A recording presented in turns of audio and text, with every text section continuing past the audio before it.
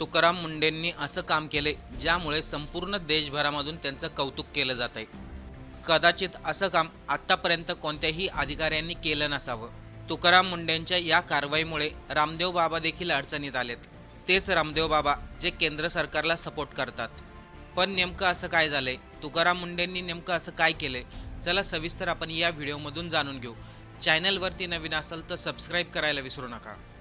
ज्या अधिकाऱ्याचं नाव ऐकल्यानंतर भ्रष्टाचार करणारे अधिकारी, नियम मोडणारे व्यापारी आणि राजकीय दबाव टाकणारे नेते हे देखील अनेक वेळा विचार करतात. त्याच IAS अधिकारी तुकाराम मुंडे यांनी पुन्हा एकदा महाराष्ट्रामध्ये खळबळ उडवून दिली आहे. बघा, गेल्या काही दिवसा अगोदरच तुकाराम मुंडे यांची अन्न आणि औषध प्रशासनाच्या आयुक्तपदी निवड झाली. त्यानंतर काही दिवसातच मुंडे यांनी अशी कारवाई केली, सर्वजण हैराण झालेत. कारण की इथं प्रशासनाची कारवाई नाही तर सामान्य जनतेच्या आयुष्याशी खेळणाऱ्या व्यापाऱ्यांवरती कारवाई झाली आहे. अन्न आणि औषध प्रशासन म्हणजे यामध्ये आपल्या खाद्यवस्तू येतात, औषधे येतात, जे आपण रोजच्या जीवनामध्ये वापरतो. आणि त्यामध्येच जर भेसळ असेल तर माणसावरती किती मोठे परिणाम होतील विचार करा. आता आपल्यातील बऱ्याचशा लोकांना असेही वाटत असेल यामध्ये काय विशेष आहे, कोणीही ही कारवाई करू शकत होतं. पण नाही, इथे तुकाराम मुंडे यांची कारवाई सर्वांपेक्षा वेगळी आहे. कारण की इथे फक्त अन्न आणि औषध पुरवठाच नाही तर रामदेव बाबा यांची पतंजली कंपनी यावरती देखील मोठी कारवाई झालेली आहे. तुकाराम मुंडे हे नाव काही महाराष्ट्रासाठी नवीन नाही. नाशिक महानगरपालिका, नवी मुंबई, नागपूर परिवहन विभाग अशा अनेक ठिकाणी त्यांनी आपल्या कठोर प्रशासनाची छाप सोडली आहे. तुकाराम मुंडे यांच्याबद्दल सतत होणारी चर्चेचा मुख्य विषय म्हणजे त्यांच्या होणाऱ्या बदल्या. अनेक वेळा असं झाले, मुंडे यांनी कठोर निर्णय घेतल्यानंतर तात्काळ त्यांची बदली करण्यात आली. त्यामुळे जेव्हा त्यांची 25वी बदली झाली तेव्हा त्यांना अन्न आणि औषध प्रशासन विभागामध्ये पाठवण्यात आलं. तेव्हा अनेकांनी अशी चर्चा सुरू केली, मुंडे साहेबांना आता अशा विभागामध्ये पाठवण्यात आलंय जिथे फारसं काही करण्यासारखं नाही. काही लोकांना वाटलं की त्यांचा आता आक्रमकपणा कमी होईल, पण झालं उलटच. 25 मे रोजी तुकाराम मुंडे यांनी अन्न आणि औषध प्रशासनाच्या विभागाचा कारभार स्वीकारला. सुरुवातीला त्यांच्या बदलीचा कोणताही गाजावाजा झाला नाही, कोणतीही पत्रकार परिषद नाही, कोणतीही मोठी घोषणा नाही. पण त्या विभागामधील अधिकारी सांगतायत मुंडे यांनी 2 दिवसामध्ये राज्यातील औषध विक्री असो, उत्पादन असो किंवा तक्रारी असो, त्याच्यावरती होणाऱ्या सर्व जाहिरातींची सखोल माहिती त्यांनी घेतली. त्यांच्या टेबलावरती अनेक गोपनीय अहवाल ठेवण्यात आले होते. सर्वात विशेष म्हणजे काही आयुर्वेदिक उत्पन्नाबाबत मोठ्या प्रमाणामध्ये तक्रारी येत असल्याची त्यांना माहिती मिळाली. आपल्याला जे जे आयुर्वेदिक औषधे मिळतात त्या कंपन्या मोठमोठ्या प्रमाणामध्ये जाहिरात करतात.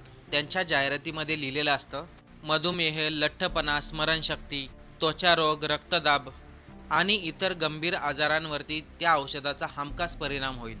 FDA अधिकाऱ्यांच्या मते अशा प्रकारच्या जाहिराती औषधे आणि जादुई उपचार प्रतिबंधक कक्षामध्ये येऊ शकतात. त्यामुळे तुकाराम मुंडे यांनी या प्रकरणाची गंभीर दखल घेण्याचा निर्णय घेतला आणि इथून पुढे सुरू झाला तो खरा सस्पेन्स. मुंडे यांनी विभागामधील निवडक अधिकाऱ्यांची एक टीम बनवली. काय कारवाई करणारे, कुठे करणारे याची माहिती शेवटच्या टप्प्यापर्यंत कोणालाही माहिती नव्हती.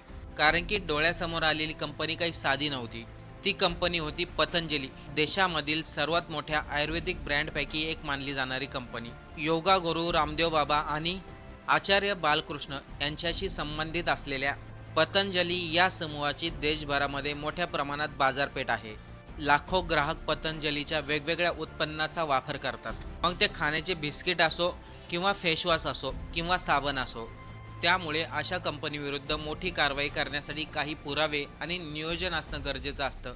त्यासाठी तुकाराम मुंडे लागतात. आणि मग आला तो दिवस. अवघ्या 6 दिवसामध्येच 25 मेला तुकाराम मुंडेंनी पदभार स्वीकारला. तुकाराम मुंडे यांच्या आदेशानुसार FDAच्या पथकाने महाराष्ट्रामधील वेगवेगळ्या जागेवरती धाडी मारल्या. छत्रपती संभाजीनगर, अमरावती, कोकण, नागपूर, मुंबई, पुणे, नाशिक त्या जिल्ह्यामधील 12 आयुर्वेदिक औषधं विक्री करणाऱ्या कंपन्यांवरती कारवाई करण्यात आली. आता पतंजली कंपनीबद्दल काय कारवाई केली सर्वांनी लक्ष देऊन ऐका. FDAचे अधिकारी थेट गोडाममध्ये, ज्या ठिकाणी त्या कंपनीचं उत्पादन होतं, ज्या ठिकाणी सेल होतो त्या ठिकाणी पोहोचले. प्रत्येक कागदपत्राची तपासणी सुरू झाली. ज्या ठिकाणी साठा केलाय तो साठा देखील तपासला गेला. जाहिराती आणि पॅकेजिंग तपासणी सुरू झाली. सुरुवातीला अनेकांना वाटलं ही नेहमीसारखी तपासणी असेल, यामध्ये फारसं काही विशेष नसेल. आयुर्वेदिक कंपन्या कुठे कोणाला फसवतात ते आयुर्वेदिक प्रोडक्ट बनवतात, त्यामुळे कोणालाच काही प्रॉब्लेम नाही. पण जसा जसा तपास पुढे गेला तशी तशी खरी माहिती समोर येऊ लागली. एफडीएने दावा केला की ज्या कंपन्या आयुर्वेदिक औषधं बनवतात त्यामध्ये भ्रामक दावे केले जातात. काही औषधं असेत ज्यांच्या पॅकेजिंगवरती काहीच माहिती लिहिलेली नसते. यामध्ये सर्वात मोठी कारवाई नागपूरमधील एरला परिसरामधील एका पॅकिंग युनिटवरती करण्यात आली. त्या ठिकाणी दिव्य फार्मसी संबंधित मोठा उत्पन्नाचा साठा सापडला. दिव्य फार्मसी नाव समोर येताच या प्रकरणाला राष्ट्रीय पातळीवरती महत्त्व प्राप्त झालं. कारण की दिव्य फार्मसी ही कंपनी पतंजली समूहाशी संबंधित किंवा त्यांचं पार्टनर असल्याचं सांगितलं जाते. यानंतर तुकाराम मुंढे यांनी पतंजली कंपनीबद्दल देखील ॲक्शन घेतली. जवळपास 73 लाख किमतीचे पतंजलीचे औषधं जप्त करण्यात आले. कारण की त्या औषधे फक्त जाहिरातीच्या माध्यमातून लोकांची दिशाभूल करत होते आणि भ्रामक जाहिराती प्रसिद्ध करत होते. लोक त्या जाहिराती पाहून पतंजलीचे अनेक प्रोडक्ट खरेदी करत होते. याशिवाय पुण्यामध्ये देखील 2 मोठ्या ॲलोपॅथिक कंपन्यांवरती कारवाई करण्यात आली. त्यामुळे तुकाराम मुंढे यांनी पदावरती येताच जी काही कारवाई केली ती एका कंपनीपुरती मर्यादित नव्हती, तर ती कारवाई होती नागरिकांच्या जीवाशी खेळल्या जाणाऱ्या औषधांवरती. तुकाराम मुंढेंच्या या कारवाईची मोठी बातमी समोर येताच सोशल मीडियावरती चर्चा सुरू झाली. अनेक लोकांनी तुकाराम मुंढे यांचं कौतुक केलं. काही लोकांनी त्यांना महाराष्ट्रामधील धाडसी अधिकारी म्हटलं. काही लोक तर असंही म्हटले तुकाराम मुंढे हे महाराष्ट्राचे मुख्यमंत्री किंवा देशाचे पंतप्रधान असायला हवे होते. मात्र एक गोष्ट यामधून स्पष्ट झाली होती, तुकाराम मुंढेंनी जी काही कारवाई केली त्यामुळे लोकांमध्ये उत्सुकता निर्माण झाली. विशेष म्हणजे पतंजली आणि रामदेव बाबा यांचं नाव समोर आल्यानंतर मुंढे यांच्या कारवाईच्या चर्चेला आणखीन जास्त वेग आला. कारण की यापूर्वी सर्वोच्च न्यायालयात भ्रामक जाहिराती प्रकरणी पतंजली कंपनीचा उल्लेख करण्यात आला होता. न्यायालयाने पतंजली जी काही जाहिरात करते त्यांच्या दाव्याबद्दल प्रश्न उपस्थित केले होते, पण त्यावेळेस मात्र पतंजलीवरती कोणतीही कारवाई करण्यात आली नाही. एफडीएने स्पष्ट केलं, ही कारवाई कोणत्याही व्यक्तीच्या विरोधात नाही, कोणत्याही विचारसरणीच्या विरोधामध्ये नाही. ही कारवाई पूर्णपणे कायद्याच्या चौकटीमध्ये उभा राहून करण्यात आली आहे. ग्राहकांची नेहमी दिशाभूल करणाऱ्या जाहिराती प्रसारित केल्या जातात. अनेक नियम मोडले जातात. लोकांना विषारी औषधं दिले जातात. त्यामुळे अनेक लोकांच्या जीवनावरती मोठा परिणाम होतो. त्यामुळे कोणतीही कंपनी असो, जी कंपनी खोटी जाहिरात दाखवून लोकांना फसवत असेल, त्यांच्या जीवनाशी खेळत असेल, त्या कोणत्याही कंपनीला सोडणार नाही, असं तुकाराम मुंढे यांनी स्पष्ट आदेश दिले आणि ते करूनही दाखवलं. कदाचित आत्तापर्यंत कोणत्याही अधिकाऱ्यांनी असं केलं नसावं. त्यामुळेच तर तुकाराम मुंढे यांचं फक्त महाराष्ट्रातच नाही, संपूर्ण देशभरामधून कौतुक केलं जाते. आज आपण गुगलला सर्च करा, यूट्यूबला सर्च करा किंवा न्यूज आर्टिकल बघा, सर्वच ठिकाणी तुकाराम मुंढे हे 1 नंबरला दिसतील. आत्तापर्यंत सर्वात धडक कारवाई केलेल्या, कोणालाही न जुमानता, कोणालाही न घाबरता तुकाराम मुंढे यांनी ज्या काही कारवाई केल्या त्याबद्दल आपल्याला काय वाटतंय